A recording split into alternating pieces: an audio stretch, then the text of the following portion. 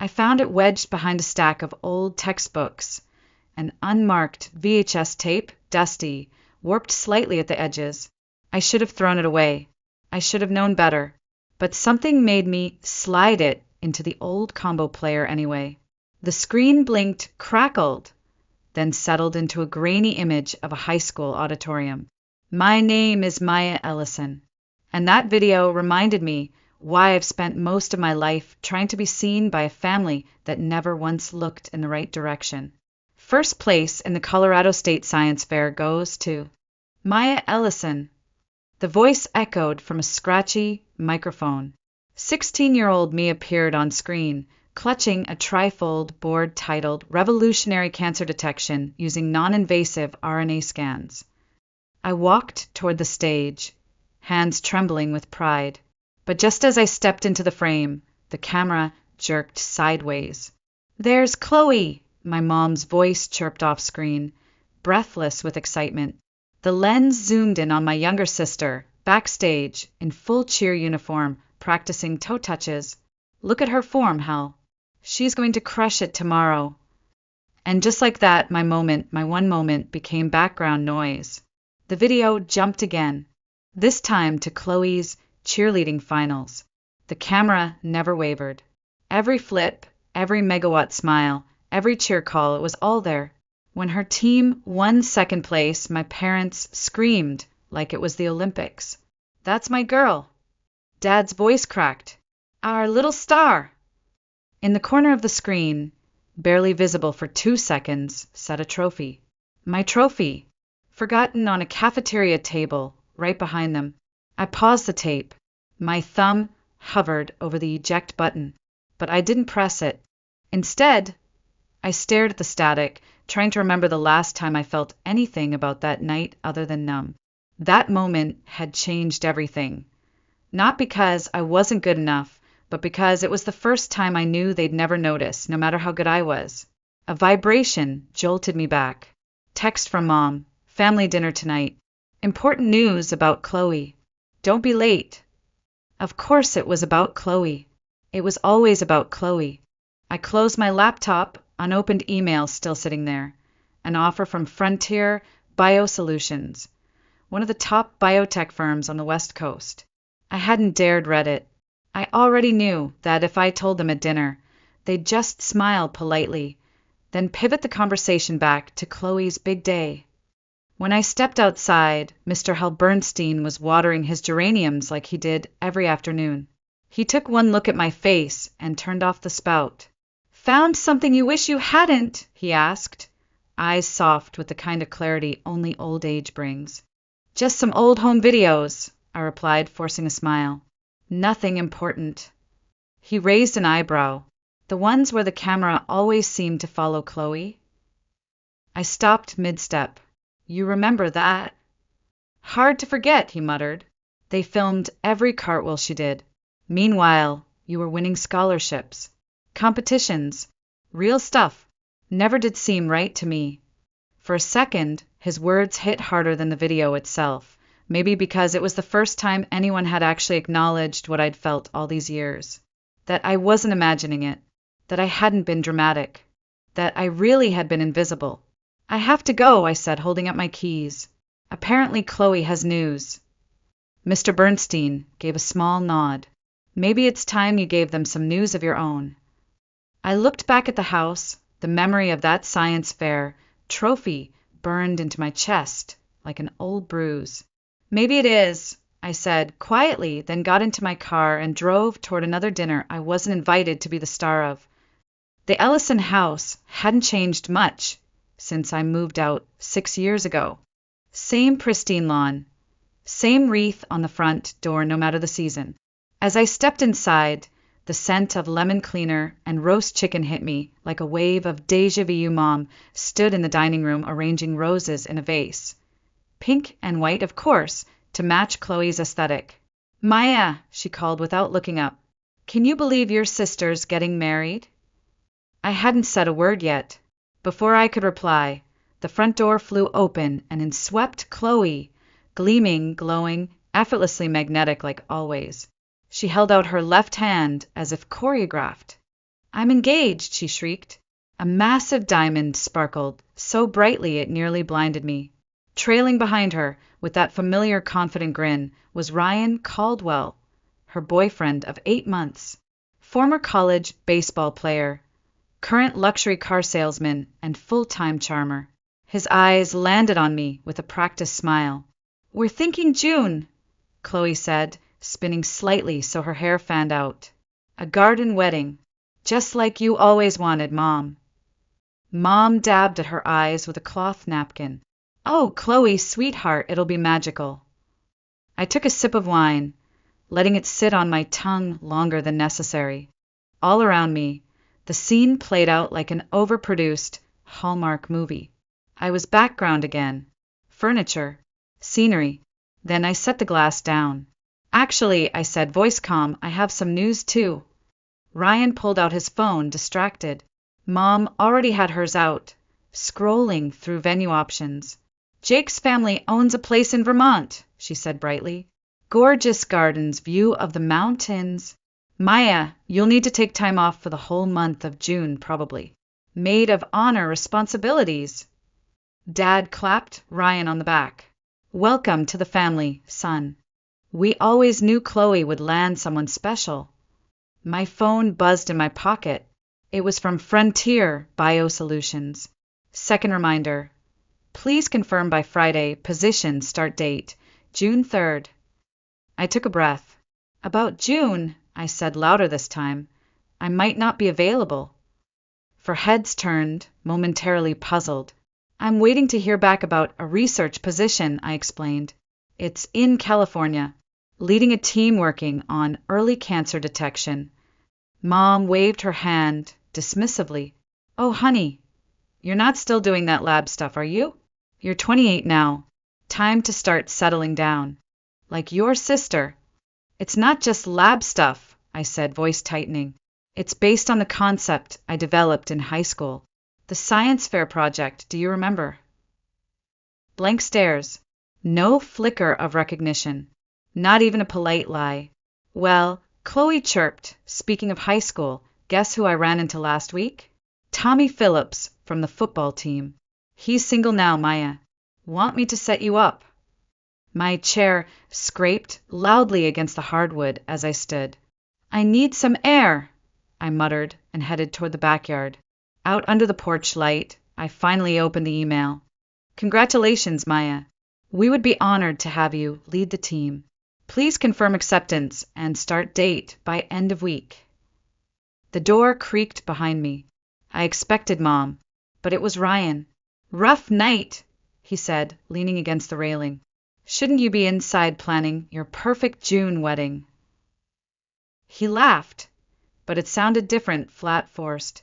Can I be honest? He said, lighting a cigarette. His hands trembled slightly. I hate garden weddings. And Vermont. But what Chloe wants, Chloe gets, right? I glanced at his wrist. The expensive silver watch he bragged about buying last month was gone. In its place was a tan line. Everything okay, Ryan? He took a long drag. Sure.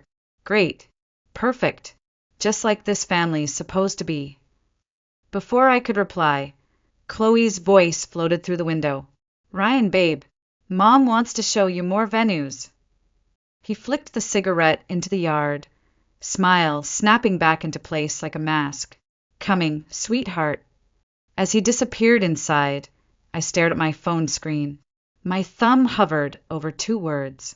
I accept. I didn't hit send, not yet. The next morning, I sat at my kitchen table staring at the email. We would be honored to have you lead our research team. It should have been the best news of my life. Instead, it felt like a secret I wasn't allowed to celebrate. Not here. Not with them. Because I already knew what would happen if I brought it up again. They'd smile, say something vague like, that's nice, dear, and then pivot back to wedding centerpieces and Chloe's bridal workout routine. I shut my laptop. A knock on the door startled me. Chloe. She stood in front of me in a cream sweater dress and oversized sunglasses, holding her overpriced designer purse like it weighed 1,000 pounds. Her usual radiance was dimmed, just slightly, but enough for me to notice. "Coffee?" she asked, like nothing was wrong. We walked to Maple and Ash Cafe in silence. When we sat down, she didn't even pretend to look at the menu. "I need a favor," she blurted. "Just until the wedding." I raised an eyebrow. "Money?" She nodded, eyes not meeting mine. "Ryan's investments. They're just taking a little longer to pay out." "What investments?"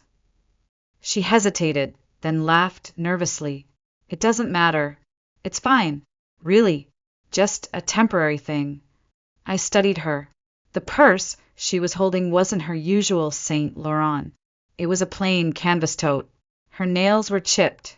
Her engagement ring twisted around her finger like she couldn't decide if it still fit.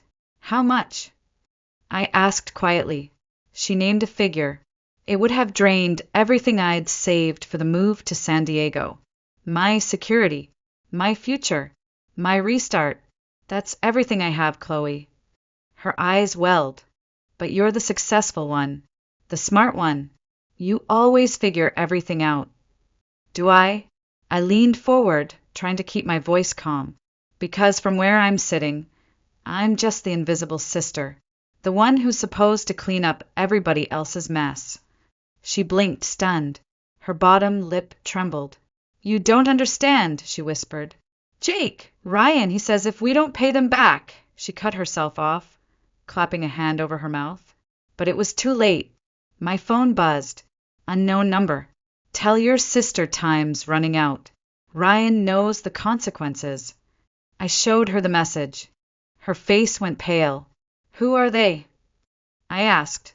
She shook her head, grabbing her bag. "I shouldn't have come." "Forget I asked."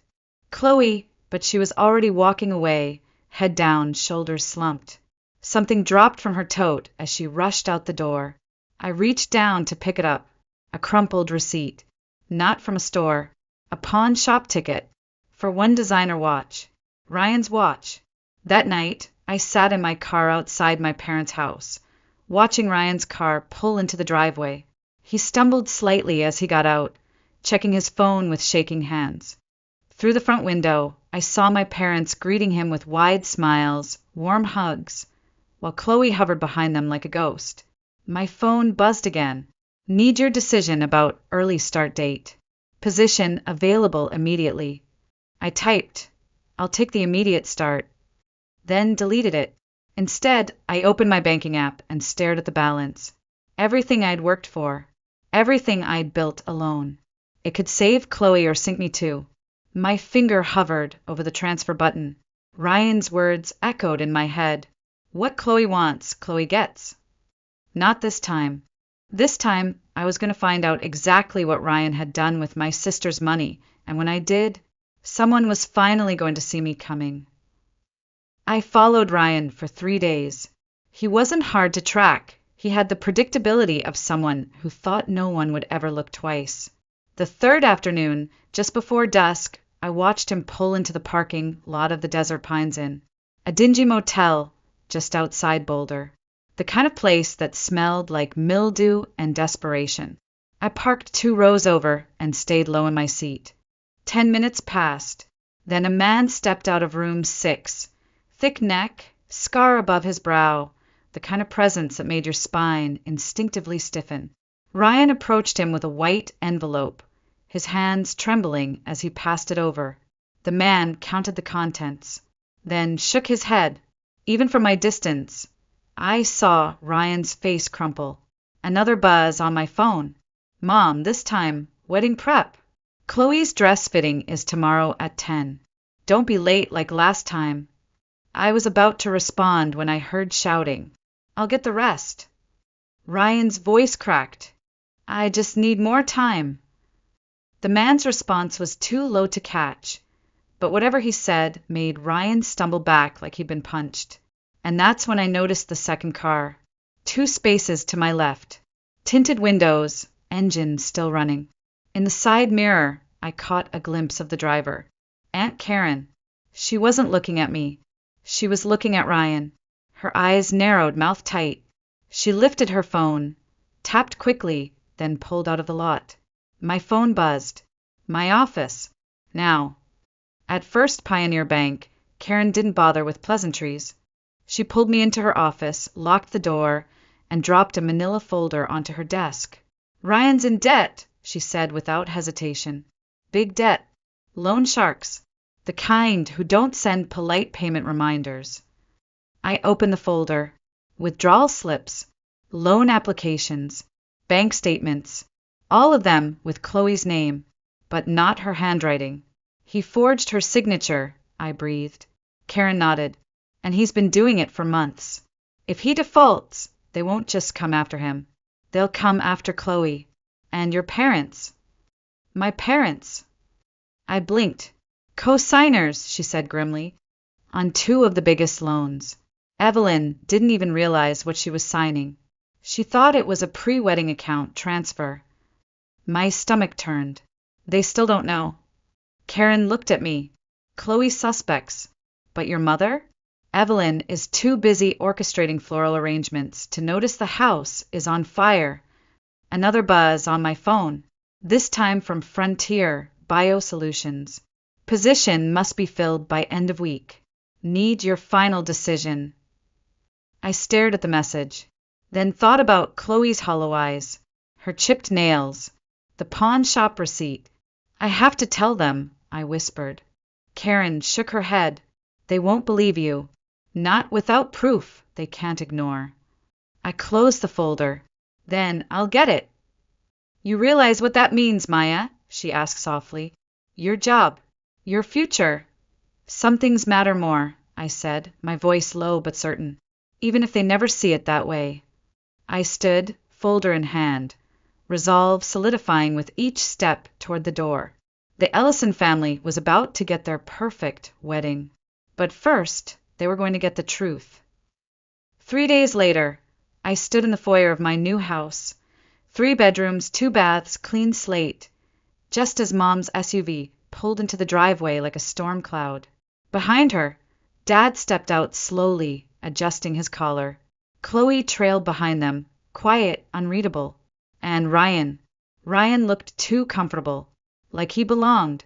Mom didn't wait for an invitation. She marched in, heels clicking on the hardwood.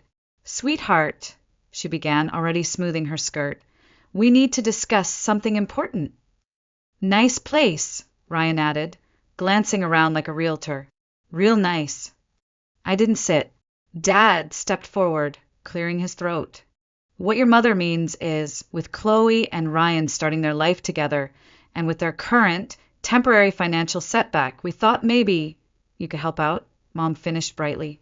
"Let them live here, just until things stabilize. You know, family supporting family." I blinked. "You want me to give them my house?"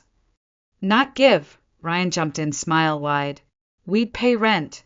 Of course, once my investments pay off." My heart rate didn't spike. My voice didn't rise. I'd prepared for this. "What investments?" I asked. He blinked. "What?" I said, "What investments? The ones you're making under Chloe's name? Or the ones you forged loan documents for with my parents as co-signers? Or maybe the ones you pawned your watch to cover after your motel meeting?" The room dropped 10 degrees. "Maya," Mom gasped, "how dare you make such accusations?" But she didn't look at me. She looked at Chloe. And Chloe didn't say a word. She stood by the window, arms crossed, eyes fixed on the floor. "Ivy," I said gently, "show them your bank statements." "That's enough," Dad snapped. "We came here to help you, Maya. You're almost 30, living alone, working those long hours in that lab. This arrangement would benefit everyone." I walked to the entryway, picked up the folder from Aunt Karen. "Like how Ryan's arrangements have benefited everyone." Before I could open it, Ryan lunged, snatched it from my hands. "This is none of your business." "It became my business," I said coldly, "when you started destroying my sister's life." Mom laughed, but it sounded brittle. "They're getting married in Vermont next June. The most beautiful venue. There is no venue." I cut in. "Is there, Ryan?" Ryan's face went pale. Chloe flinched. You said you paid the deposit last week, she whispered. Baby, you said. I can explain, Ryan began. Explain what? I snapped. The loans? The forged signatures? The man at Desert Pines Inn. You've been following me, he hissed. Someone had to protect my sister, since all of you were too busy pretending everything was perfect. Maya Ellison, Mom's voice shook. You will apologize right now. No. The word came out clean, sharp, final. I'm done apologizing. For seeing the truth. For speaking it. Dad straightened, jaw tight. Then you leave us no choice. Either you help your sister by letting them live here, or what? I challenged. Or you're no longer part of this family. The silence afterward was deafening. I looked at each of them, Mom, clutching her pearls, Dad, red with shame, Ryan, frozen mid-smirk, and finally Chloe, still silent, still by the window, still hugging herself like she was trying to hold her insides together. You're right, I said softly. I'm not part of this family. I walked to the front door, because I haven't been for a long time. I opened it wide. Get out of my house. Mom looked ready to argue, but Chloe finally spoke. Maya, please. I met her eyes. When you're ready to face the truth, find me. Until then, I'm done pretending. They left. All of them. Ryan still held the folder.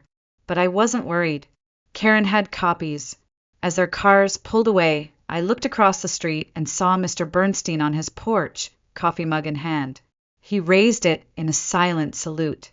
Sometimes standing alone is better than standing with people who want to watch you fall. 3 days after I kicked them out, Chloe showed up at my doorstep with a black eye and trembling hands. He's gone crazy, she whispered. The men he owes, they came to the house.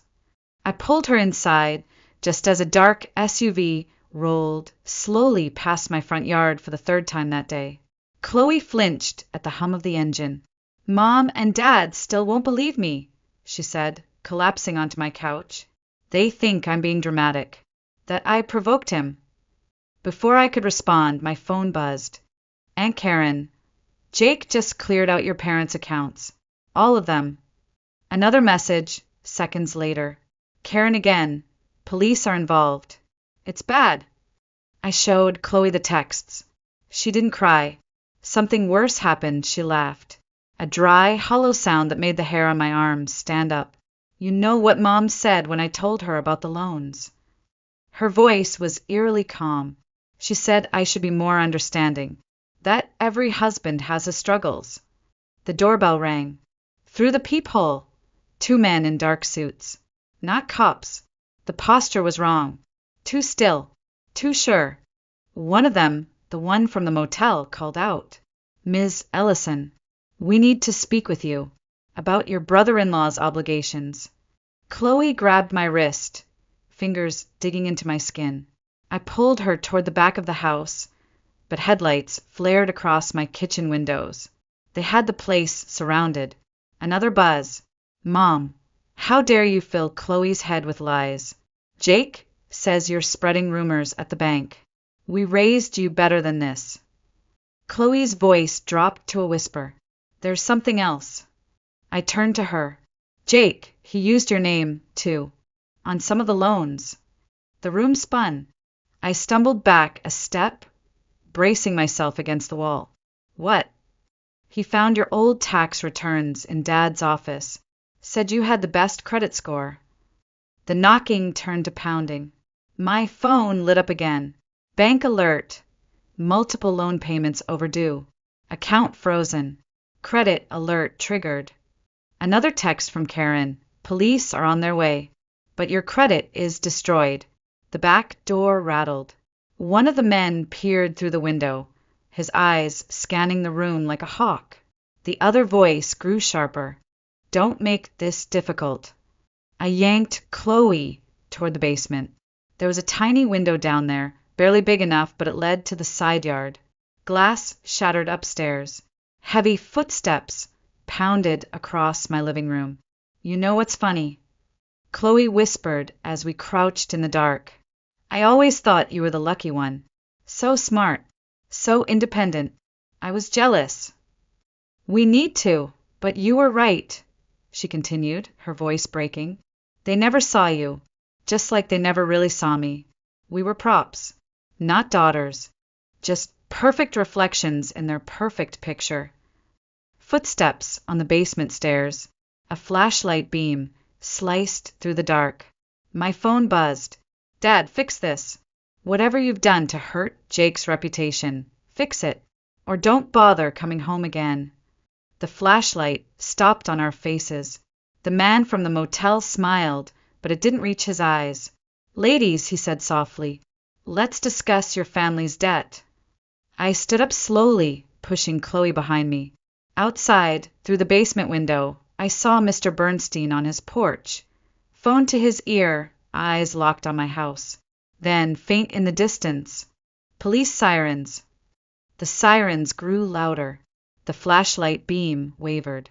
The man from the motel took a step back, just one.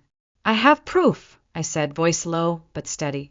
Every forged signature, every illegal loan, every threat. My aunt's got copies. Surveillance, dates, times. You try anything, and it all goes public. He didn't respond, but his eyes flicked to the window. Red and blue lights flashed in the distance. You're bluffing. Try me. The police burst in through the front, weapons raised. The men didn't resist. They were too smart for that. Within minutes, they were in cuffs hauled out through the backyard as Chloe and I stood at the basement stairs, breathless, blinking into the sudden brightness of law and order. The interview room at the station was small and cold. Across from me, Detective Rivera laid out the documents Karen had provided, loan applications, withdrawal slips, and surveillance photos from the Desert Pines Inn.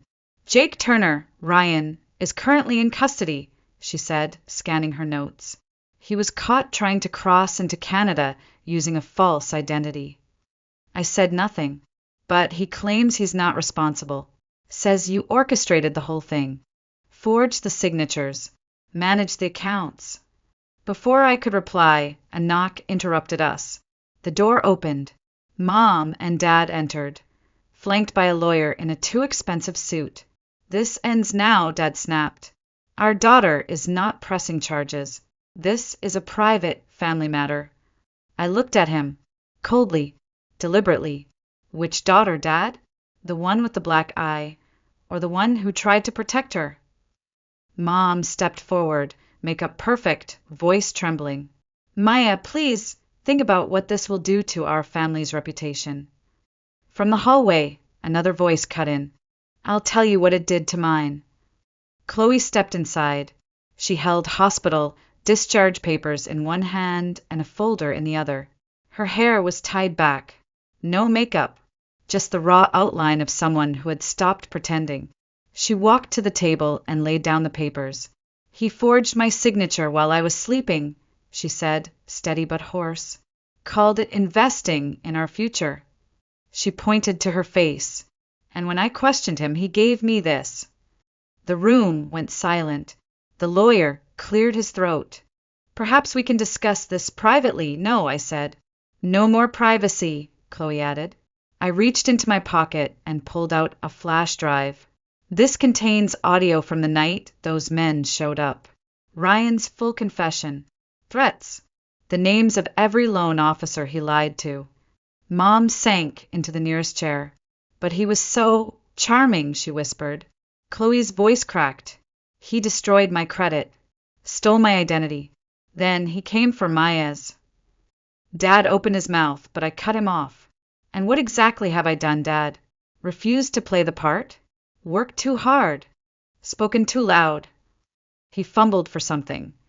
Anything. But Aunt Karen appeared at the door before he could respond. You always did protect the illusion, Evelyn, she said, eyes locked on Mom. Even when we were kids. You buried everything that didn't fit the picture. Mom's face went white. Karen, don't. Don't what? Tell the truth. Karen's voice didn't rise, but it was sharp as glass. You covered for his gambling.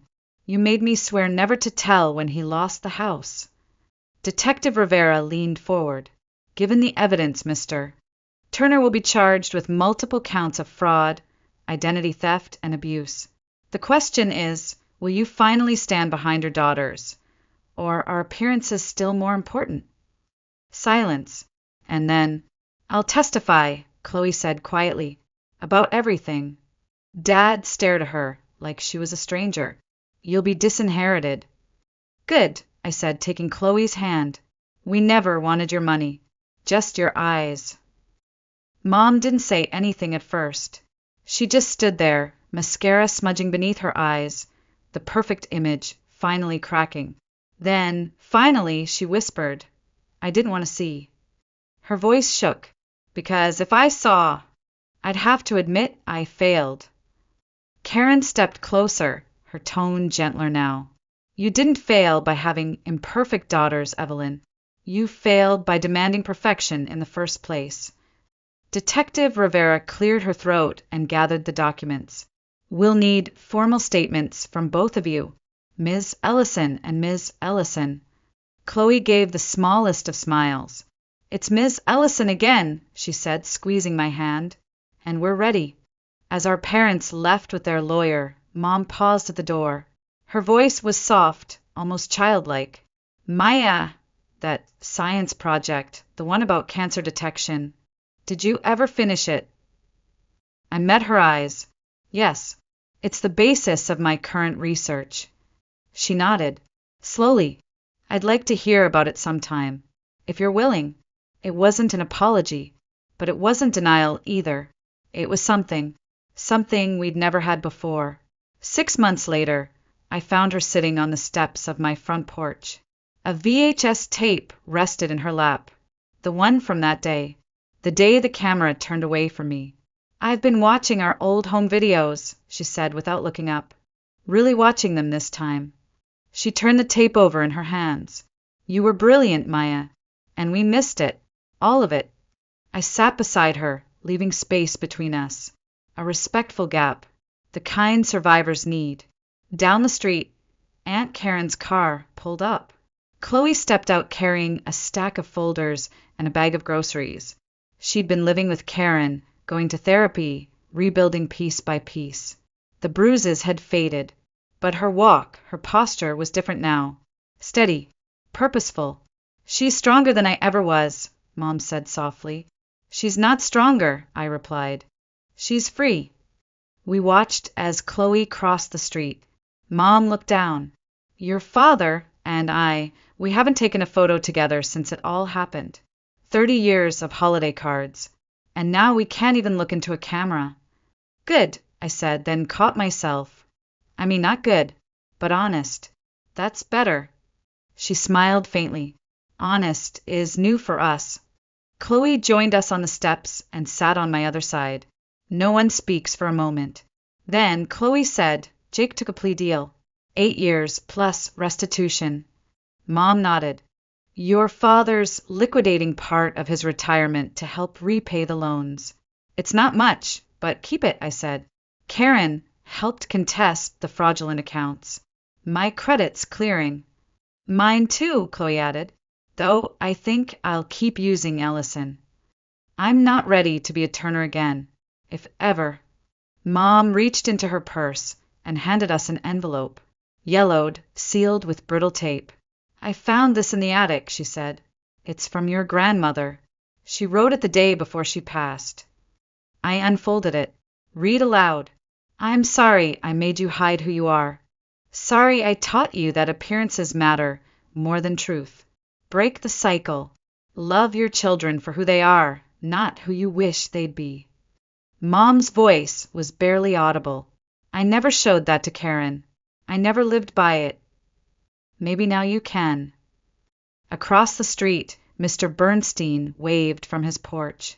Standing beside him was Owen, the wildlife photographer who'd just finished documenting urban foxes in our neighborhood.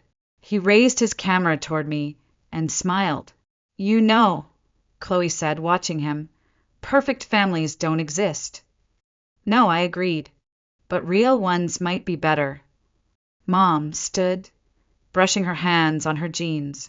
No pearls, No blazer. No perfect hair. Just a woman trying to begin again. I should go, she said. Your dad, he's trying therapy. We nodded. That was enough. After she left, Chloe and I sat in silence. The tape still sat between us. What should we do with it? She asked. I looked at it and smiled. Keep it, as a reminder of what we survived.